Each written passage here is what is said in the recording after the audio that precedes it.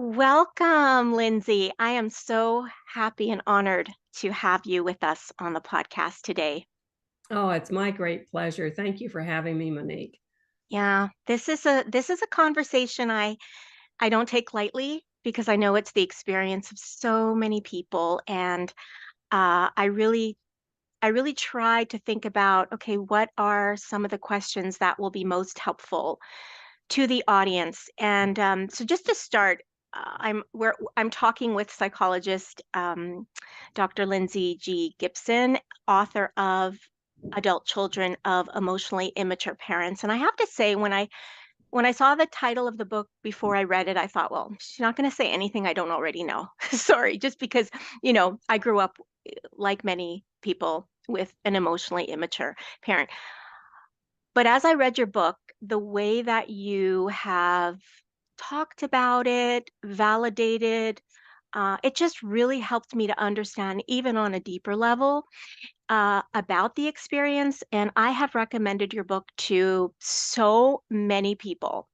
Usually, when someone asks me for a reference for a book, that's usually one of the first ones that I will recommend. So, yes. So I wanted to start with at the very beginning because although many of us who've had the experience of having an emotionally immature parent, we may not really understand the definition totally. We may sense that something is kind of missing. They don't really get it. They don't understand. No empathy, no connection.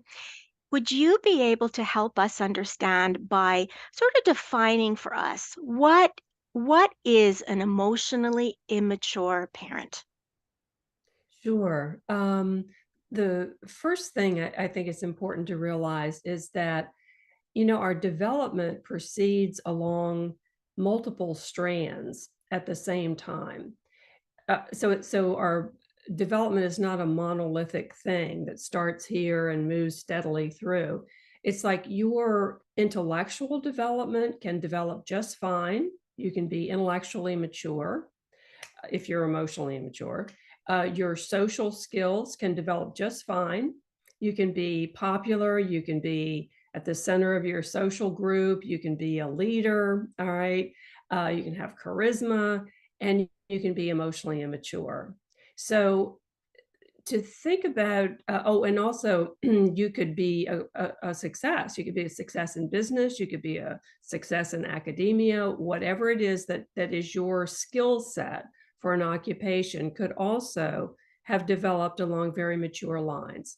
So you get like intellectual, social, and career development that look completely adult, and then at home or in their intimate relationships, you can see that their development has been arrested. It's stopped at a certain point, and they don't have the same emotional maturity as a person whose lines of development were in sync and continued into adulthood.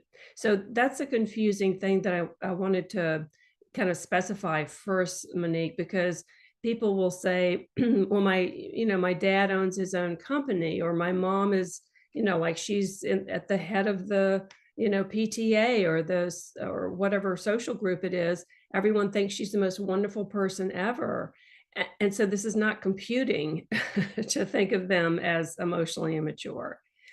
But when you get that idea that you can lose momentum in a certain line of development and have trouble with that, and that it won't show up, kind of like, unless it's behind closed doors in a way, like within the family, within the relationship. Otherwise, they may look great.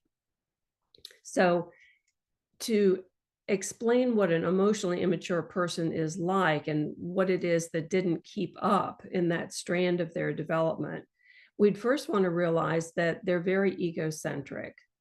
They're self preoccupied. They're self absorbed in the sense that all roads lead to Rome. Like, it's everything is about me and how it affects me.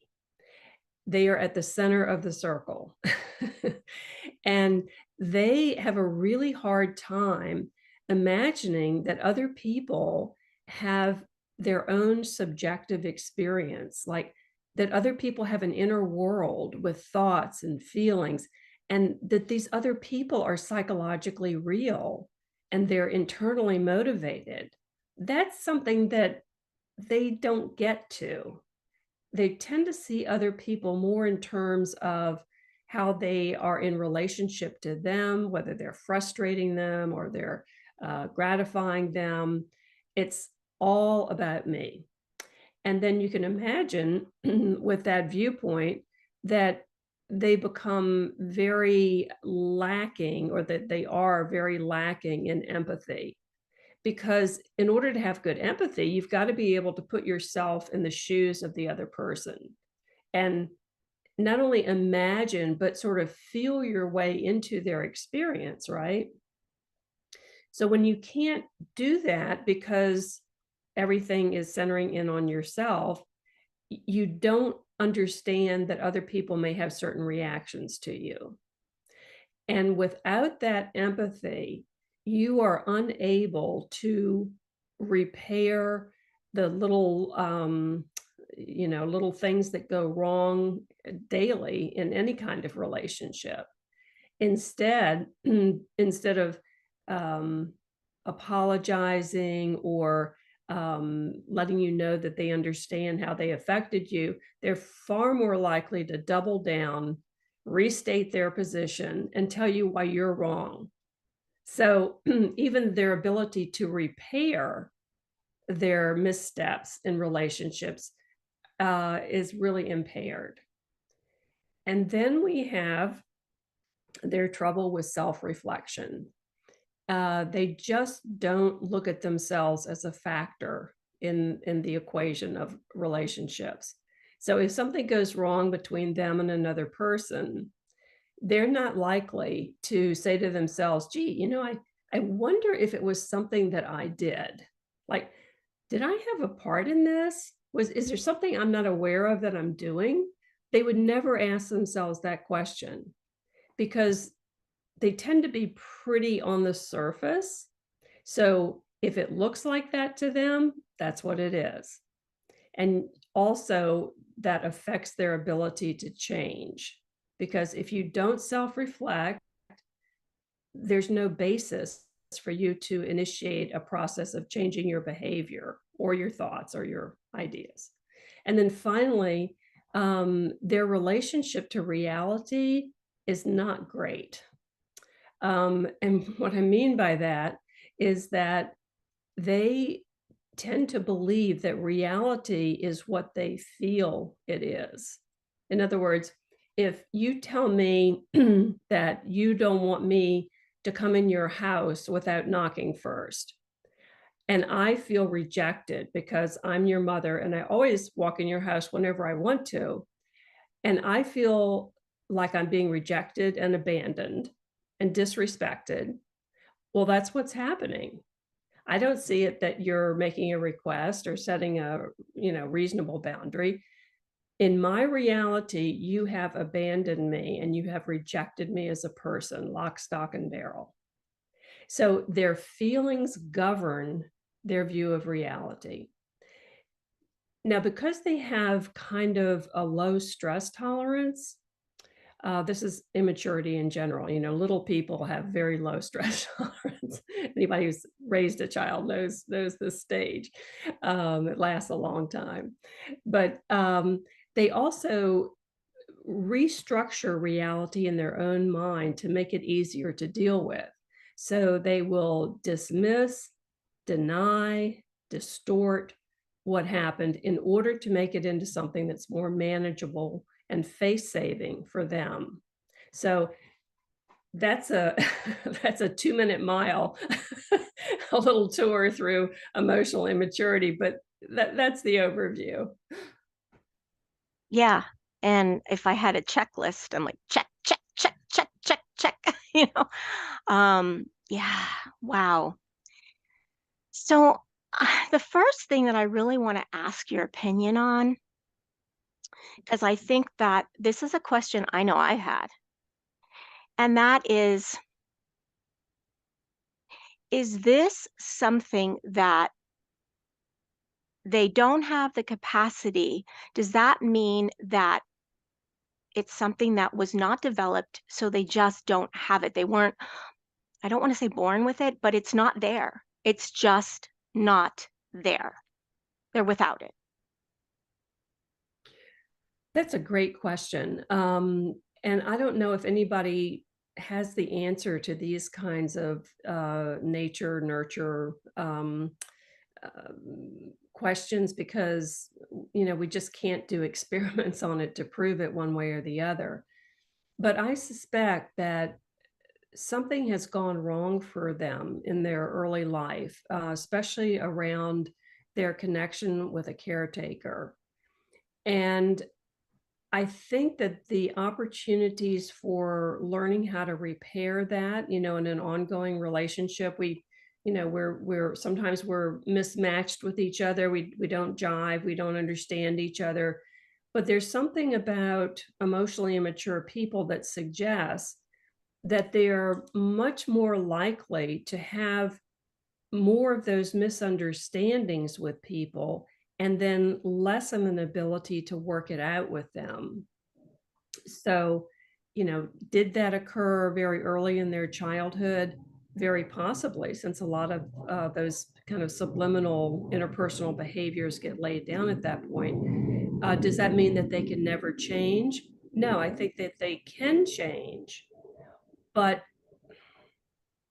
unfortunately, their lack of empathy, well, I should say their limited empathy, when they're relaxed and they're, in good Mm-hmm. spirits, they can be empathetic, but their lack of adequate empathy and their refusal to entertain self-reflection means that they don't have these twin engines, so to speak, that are needed to repair relationships with people and to change their own experiences, to question and their experiences and grow from that.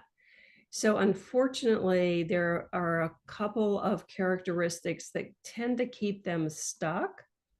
But once in a while, I think um, people do get the message finally, and then they are willing to self-reflect, because the cost of their automatic reflexive behavior has been so high that now they're facing a loss that they would do anything to try to reverse. And that's, sometimes when you have an estrangement, or your child won't talk to you, kind of thing, that's when sometimes parents are willing to reach out and say, I don't understand what happened. What can we do about this?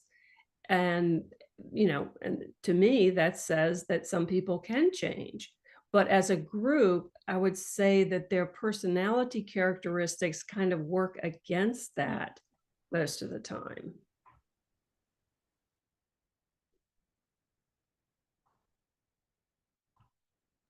I guess we may not have like an answer. We could have our, suspicions or ideas, and like you said, maybe in some cases, but I just think, and maybe again, this is my own experience from maybe dealing with people like that. I tend to feel more comfortable knowing because, that that they just may not be, it just isn't there.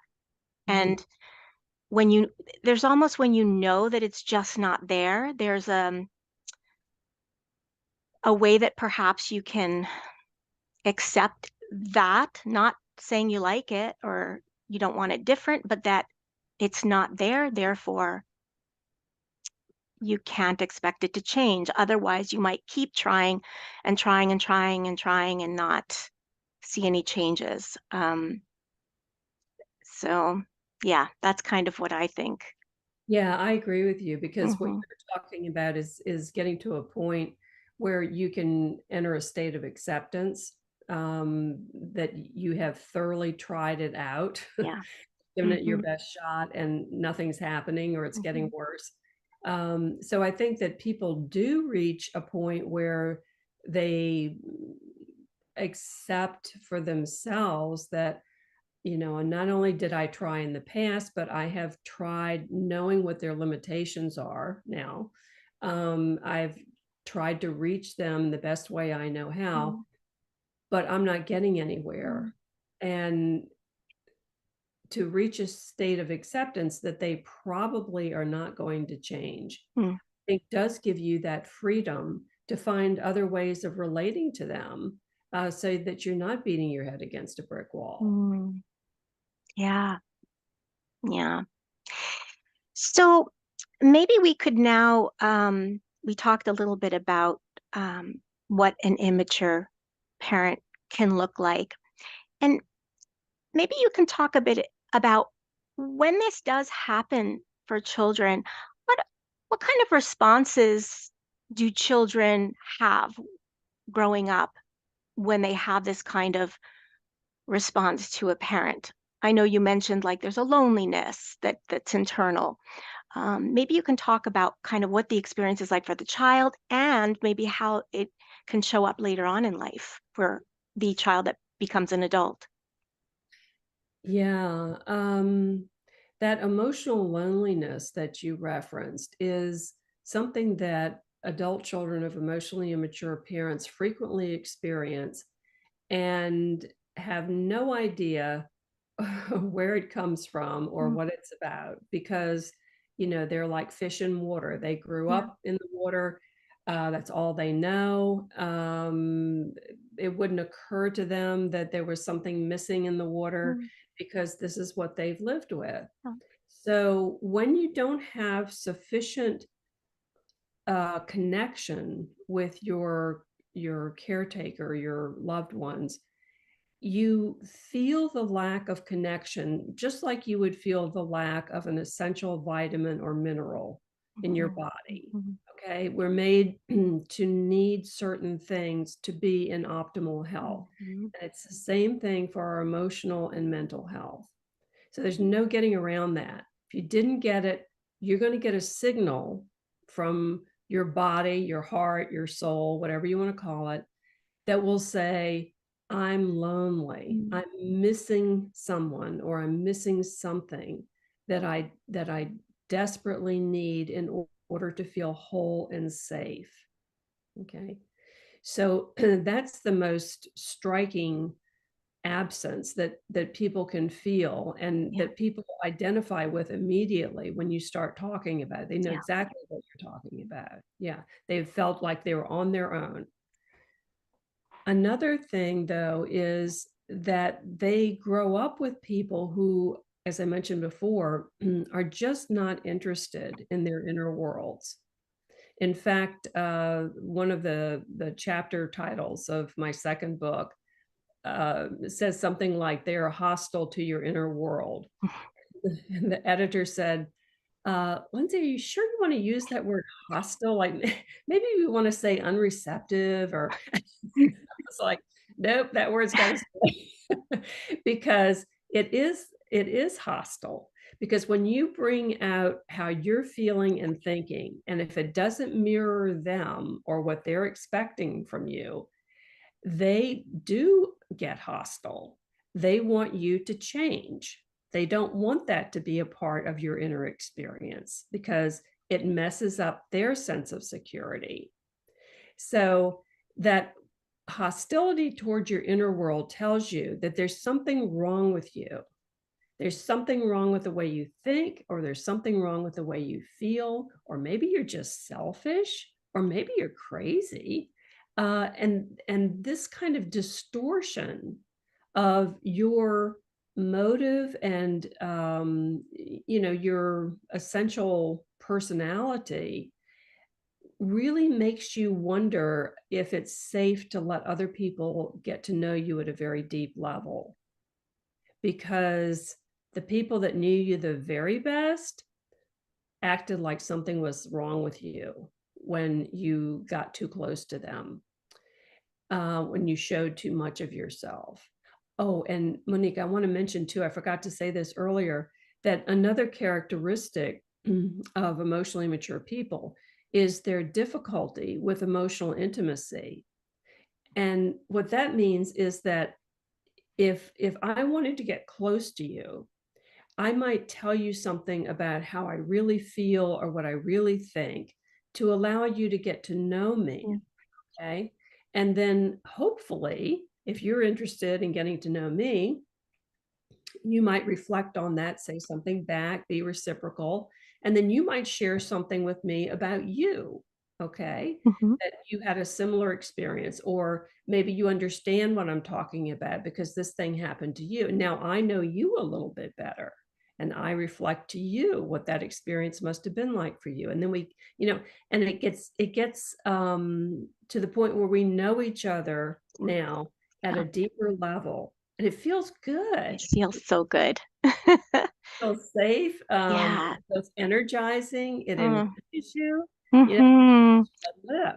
Totally. I'm listening to you and I'm feeling it, and it's just the most delicious feeling. Yeah. Yeah, and Mm. we're made for that. I Yes, mean, we we were are. made for that delicious feeling. It's a Mm. true pleasure to be Mm. able to get close to people like that. But for some reason, the emotionally immature person gets very tense when you try to connect at an emotionally intimate level. They don't want to do that. It frightens them. They can get very defensive, and they can move into a position where they actually, push you back um, to get things at a distance that feels more comfortable to them. Hmm. So if you go through your childhood with someone who is, who gets uncomfortable when you're too exuberant with your Hmm. love, or Hmm. you're too affectionate, or you talk about your deepest dreams and thoughts, and someone begins to get tense and sort of move back from you or look at you like there's something the matter with you, you learn, ooh, I better not show this to people. Okay. I don't know what I did wrong, but this doesn't fly very well. And so when they grow up, they may approach potential mates or good friends with this expectation that if anybody gets to know me really Hmm. well, they're going to ultimately pull back and sort of say, I don't know what you're talking about. I've never felt that way. I don't know what's the matter with you, but mm. And you would feel judged. So people grow up and they're afraid to let other people get to know them at a deep level, not socially, not even at a friend level, but at that deep best friend mate level. Hmm. They can be very nervous about opening themselves up to that. And they tend to believe that what is going on inside them isn't interesting to other people, really shouldn't be brought up unless you absolutely have to. And they expect that other people are going to, maybe want to listen for 2 minutes and then that's it. So they will cut their communication short Hmm. in order not to alienate people. So there's a whole spectrum of behaviors where in adulthood, they're still acting like they're surrounded by impatient, disinterested, Hmm. reactive, emotionally immature people, even if they're not. And that Yeah. can really, have an effect, chilling effect on their ability to have deep relationships. Yeah. As you were speaking about how it affects, your relationships later, I suddenly was thinking back to the child, and I was wondering if you could go back into, it was something that I was reading in your book about how in the relationship with the immature parent, how the child has to hold back the things you were just talking about, their real true feelings, or their character, and maybe conform to what the um the parent wants or needs. Can you talk about that, about how then your focus becomes more about, okay, what they need? Yeah. Well, somebody's, in order to have a relationship, somebody's got to be looking out for what's happening between the two people. I mean, otherwise, I guess it would just completely drift apart, and a Mm, child cannot afford to let that happen. So, in those early baby experiments, I don't know if you've ever seen them on YouTube, but mhm. researcher Ed Tronick has a YouTube about the still face experiment. Have you seen those? Yes, I have. And so he proved that the baby is an active participant in trying to re-engage the mother when they're not getting a response that they need. And that this back and forth is absolutely essential for the baby to develop a sense of closeness and trust. Mhm, So even at the early age of like 11 months mm, or yeah. 14 months, these little babies were trying their darndest, all their tricks, to get mommy to re-engage and stop that still face, that flat expression, and Mhm, re-engage with them. So children continue to do that, and we all continue to do that. We all try to engage with people with a number of different, that more or less skillful mm, ways of getting people to respond to us. So the children of these emotionally immature parents learn that the name of the game is to help mommy or daddy stay emotionally calm and stable yeah. and keep their self-esteem in good shape. Mm, So act in ways that make them feel like they're emotionally stable, they don't have anything to worry about, and they are good people. They are admirable people. Their self-esteem is good. And that's the job that the children of these people take on in order to have the best chance of getting as much response to them as they can.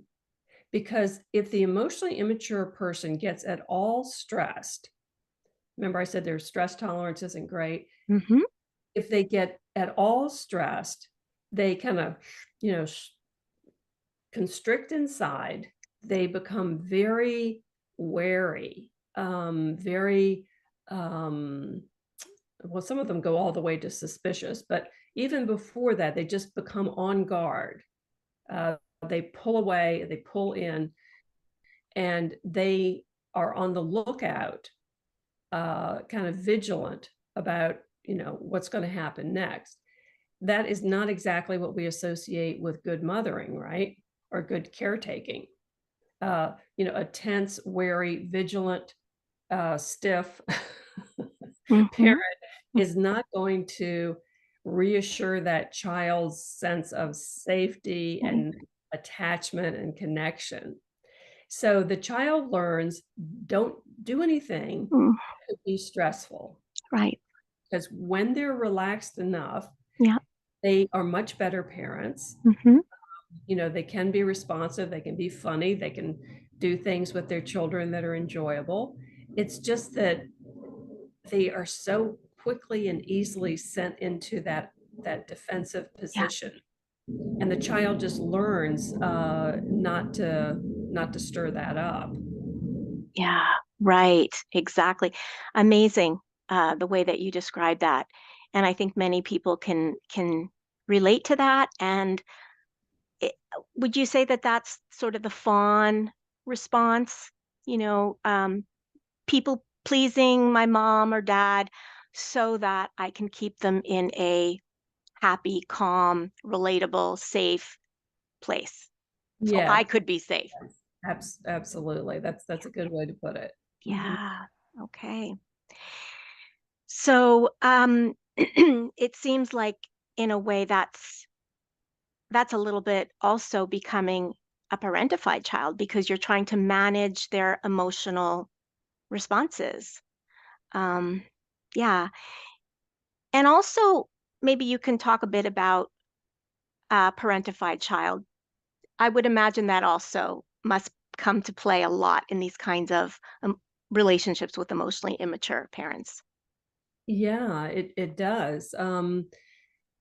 Because again, in order for the child to get what they need, there has to be a relationship, there has to be a connection. Mm, And because the child is the one with the least power in the relationship, it kind of falls to them to be the ones to come up with a way to keep that connection as positive and sound as possible. So yeah, they they very much become alert and vigilant in return to their parents' well-being, to their parents' mood. I mean, they pick up on the smallest micro expressions, mm, okay? The little stiffening that happens, mm, the very subtle changes in body language, the tone of voice. I mean, we're all made to pick up on this stuff. I mean, that's neurological. It's not something that we even have to learn. We can tell, just like animals can tell. mm, But the parentified child uses that information to then do something to help calm the situation down or divert the parent or distract the parent or soothe the parent, whatever they're particularly good at, that mm, child. They will use that to see if they can get things more back on an even keel. mm, But the parentification, that reversal of roles, is very hard on the child because the child is nowhere near mm, capable of actually doing that. So mhm, what happens is that the child has to increasingly depend on their own mental functioning, their own intellect, to reason out what they should do and be two steps ahead of the game and be wise beyond their years. A lot of times people will call these children old souls, or that's a wise kid. And I always think with that, why did that kid have to be so wise? mm, What is it that's old mm, about this kid? mm, And I think part of it is that they have prematurely moved up into their analytical minds mm, and kind of stretched that mental development to its highest, uttermost mhm, level. mhm, You feel the tension, like it's a stretch to get up there, to think like that. You're going beyond what you can comfortably do. And they kind of live like that, being more grown up than they really can be. It's a tremendous tension that's set up in the system when you do that. And then, later on in life, they may be very embarrassed that stressful situations overwhelm them. They feel like falling apart at times when they're like, it wasn't that bad, but yet I want to go, climb in bed and not come out for a couple of days. They don't understand why they have these kind of collapses in adulthood. But the way I understand it is we set ourselves up for that in childhood when we set up that pattern of go above and beyond your natural place, your natural um, uh, capacity, really. thank you, Yeah, capacity, natural development to be something wiser, older, yeah, more effective than you really can sustain. yeah, And then when something very demanding comes in there, you just don't have it. You don't have mhm, the gas in the tank. yeah, yeah. Yeah, so would you say that we don't have that gas in the tank because of the having to do that since childhood? It's almost like it's just not there. It's dried up. Would you say that? Is that what you mean? Yeah, that's the metaphor. Yeah, That's the yeah, metaphor that I would use because when you get like that and you go into a collapse, you just feel like there's nothing there. yeah, You feel like you can't do it. right. And I try to, and I hope everybody will will do this with themselves, but I try to reassure people that the feeling that they're having is what they experienced in childhood, that they're Mm, kind of feeling like they have to be more adept, more capable than they really are. And it's mm, okay. It's okay to not be that all the time. And that mhm, everybody, you know, goes into these bad times and these collapses when things are too much for them. mhm, You'll come back, but don't add, you know, insult to injury by then criticizing yourself for being, quote, weak or whatever. It's like, yes. you're not weak, you're out of gas. Yeah. So do something to take care of yourself and get some time and some room to reconstitute so that you can meet the challenge. Yeah. A lot of times people don't take that resilient approach because they've been hurried along by an impatient parent that Mhm. wants them to, you know, get with it and solve it. Yeah. And so they push themselves too much. Mm. Yeah, right.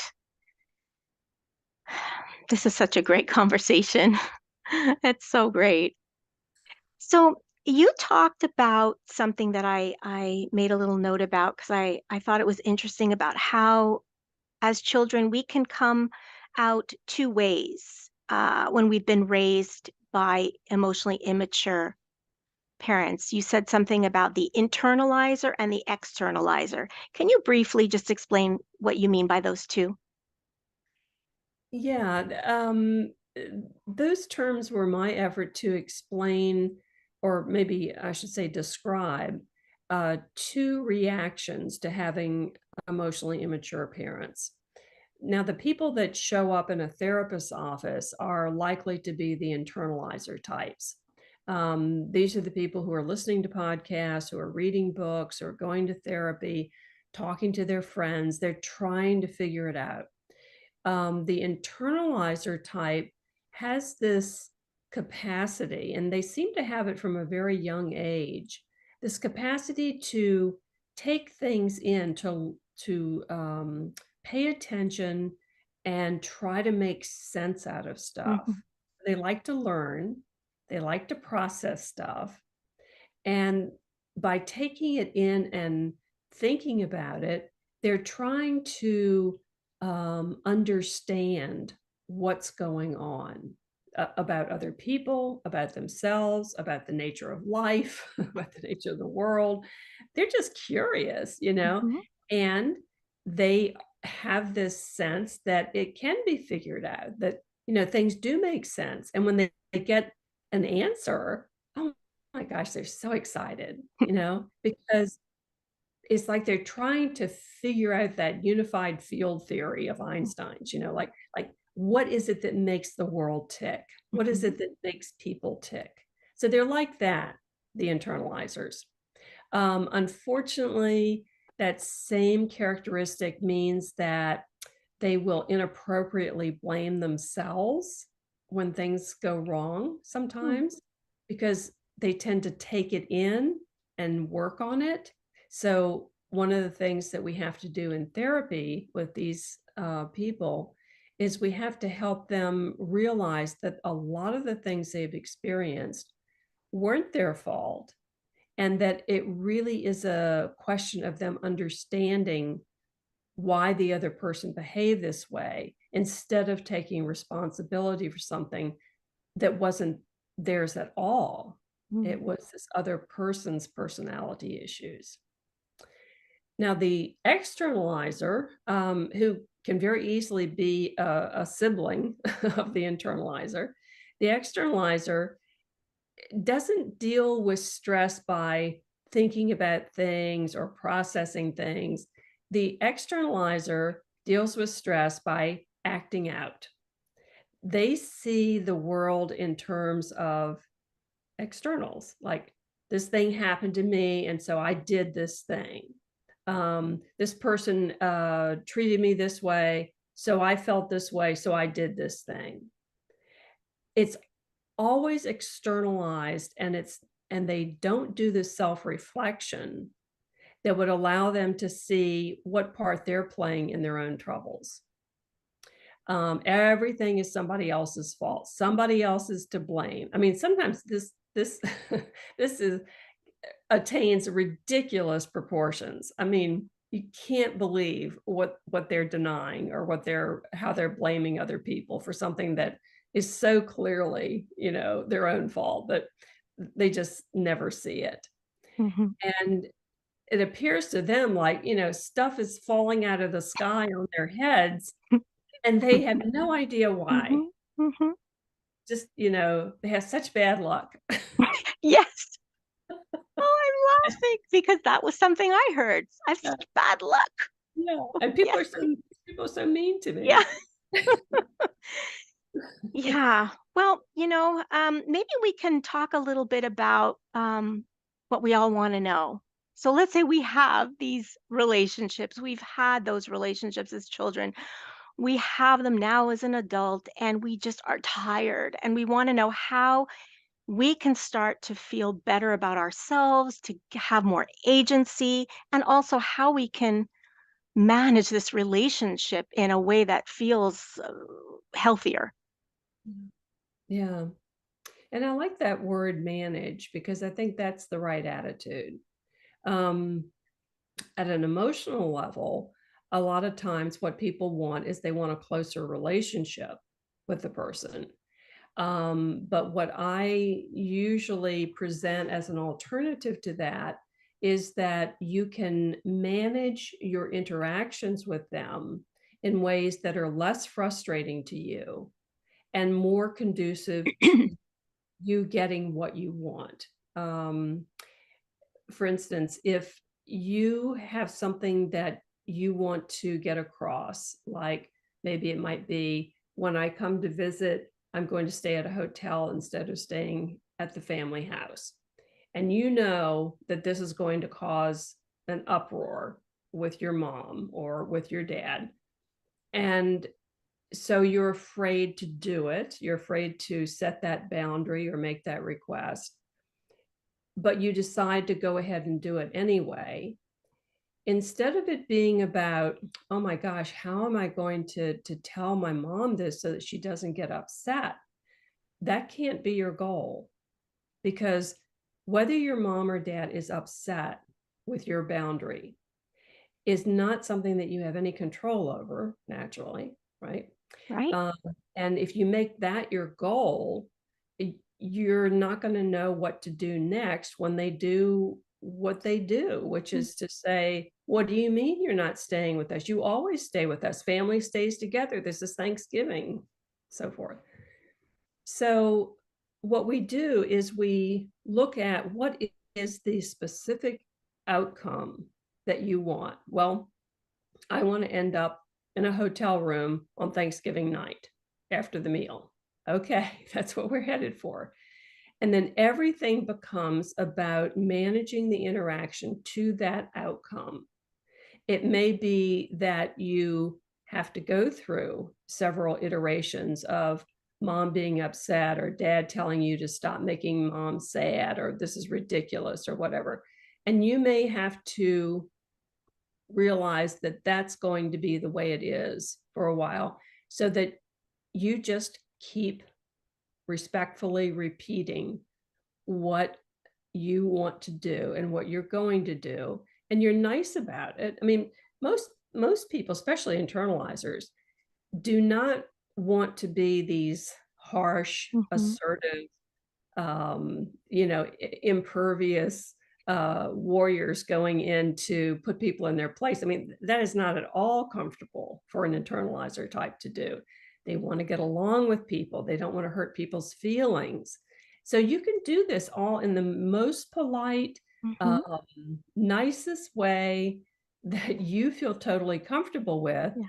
as long as it's moving you toward that outcome, that specific outcome that you want on this particular issue. So that's managing toward resolution. It's not making the relationship closer or getting mom to feel better about it. It's letting Mm. mom have her reactions and feelings, but consistently staying with what it is that you want to get from that interaction. So, eh, as you can tell, very time consuming, very energy consuming. But that's the nature of what happens when you tell an emotionally immature person that they can't have what they want. It's much like that's what happens when you tell a 2-year-old or a 4-year-old that they can't have what they want. It's like, why can't I? You're the meanest ever. I'm going to throw a tantrum. Yeah, I'm really hearing similarities there. It's like, you're going to suffer if you make me do something I don't want to do, or Mhm. you don't give me what I want. So you're prepared for that. You know they're going to do that, but it doesn't mean that you're going to end up in your childhood bedroom on Thanksgiving night if that's not your goal. Mhm.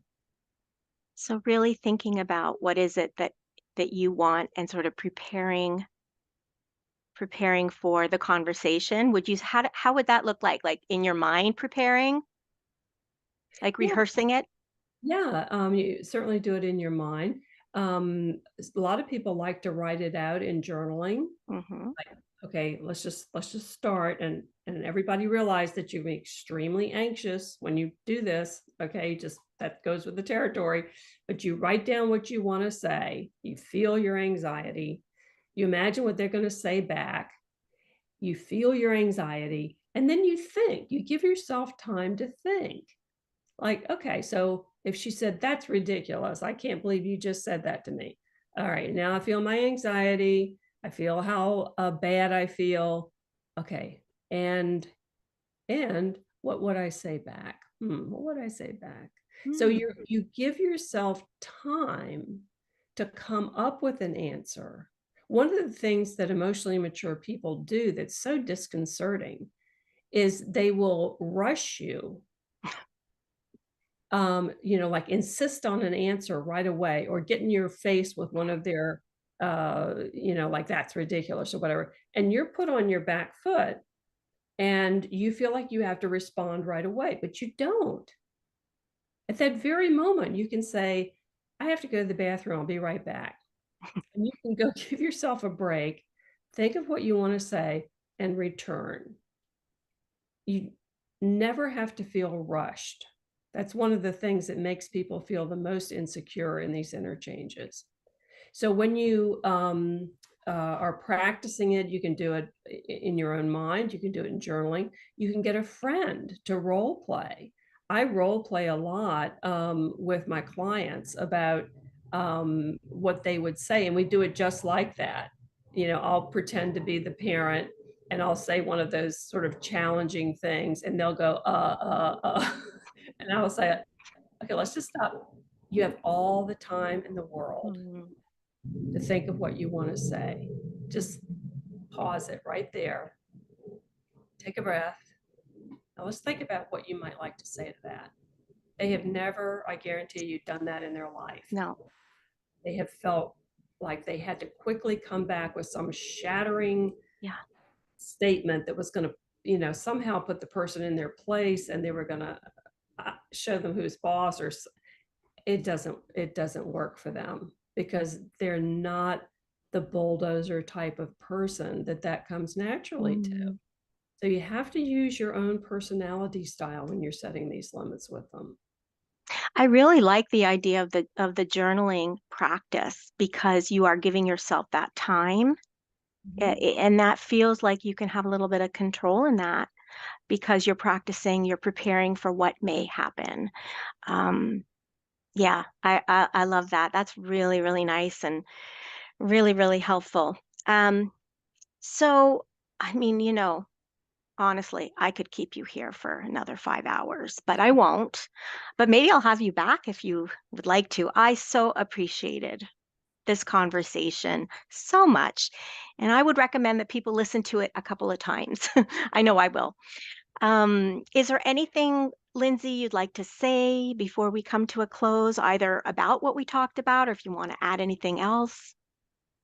I just want people to realize that if there's something that they're feeling bad about, or something that is is bothering them in the relationship that they have with an emotionally immature person, I want them to realize that this can be understood in the context of the kind of dynamics that go on between emotionally immature people and other people.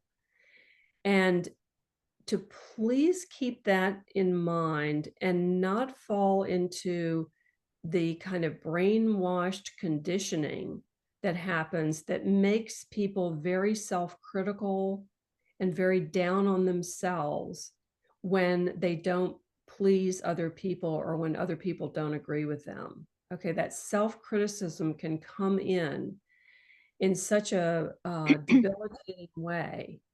And it's important for us to realize that, whatever it is that we have done in our attempt to deal with emotionally immature people is the best we could have done. And we have the opportunity now as adults to treat ourselves with sympathy and empathy and respect and encouragement. Okay. Mhm. We don't have to reflect the voices, the negative voices of those emotionally immature people who put us down so that they could feel more important. And if anybody can get that idea that the self-criticism is not something that's going to make you a better person, it's just a repeat of what they probably went through in childhood, that would be the greatest outcome that I could imagine for readers of the book. That's wonderful. Thank you. Thank you for your compassionate heart. We take it in, we feel it. It's wonderful. Thank you so much, Lindsay. Oh, thank you for having me. I really enjoyed it, Monique.